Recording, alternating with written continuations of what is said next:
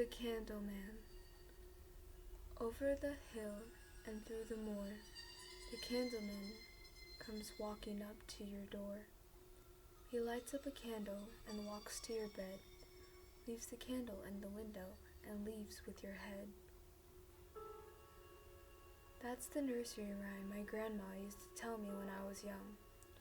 I remember that little rhyme terrifying me as a child, as I cowered under the covers in the bed at her small country cottage, too scared to sleep. She described him as a tall, pale man in a robe, who liked to kill little children. And whenever he killed, Grandma would say in a hushed voice, he would leave a ghostly candle in the window.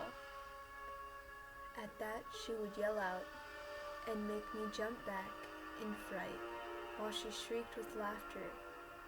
The Candleman! Even the name just gives me chills. It seemed like such a horrible, scary thing to say to a child.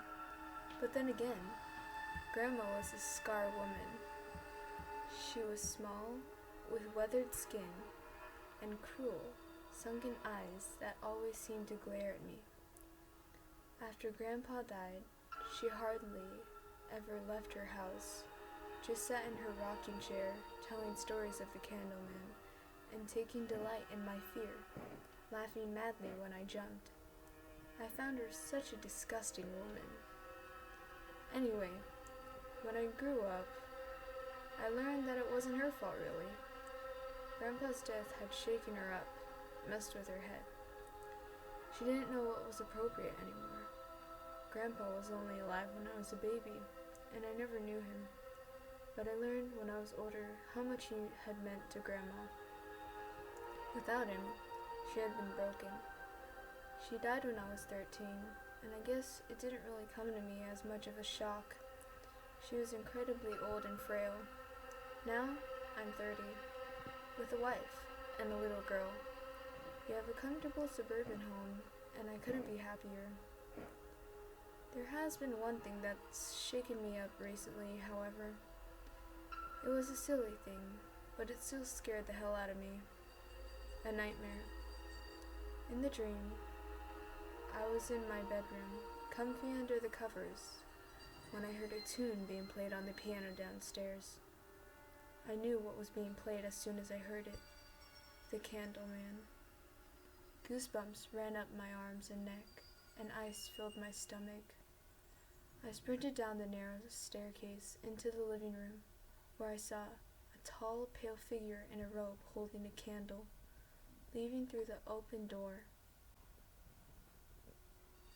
He was about 6'4" or 5, with dead-looking beady eyes and a wide, evil grin. I woke up suddenly in a cold sweat, turned on the light, and read until I was ready to sleep again.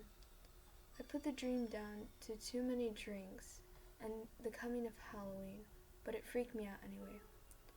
And that takes me up to yesterday, Halloween night. I was trudging back from a party, not drunk, I don't drink, but still woozy from tiredness. I thrust my hands into my pocket for warmth. While I was walking back through the crisp orange leaves, the poem of the Candleman popped into my head. My heart began to thud as I walked down the poorly lit street, leaves crunching underfoot, the pale moon casting long shadows along the path. In my mind's eye, I could see the Candleman, thin and ghostly, running up to me and cutting off my head in one swing of an axe. Silly, I know, but the dark can make my imagination run wild sometimes. I arrived on my road and began to calm down. I felt silly for having let the poem get to me. I was perfectly safe under the streetlights. As I arrived at my front yard, I noticed a tall man in a robe standing at the end of the street, his face shrouded in darkness. He appeared to be staring at me. Once again, images of the Candleman flooded through my head, sending my heartbeat into overdrive. I shook it off. It's just a tall man out for Halloween. Nothing to be scared of, I assured myself. as I attempted to slow my breathing.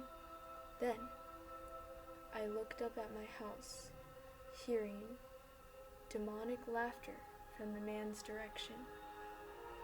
An icicle of terror stabbed at my heart. There, in my daughter's window, flickering softly, was a candle.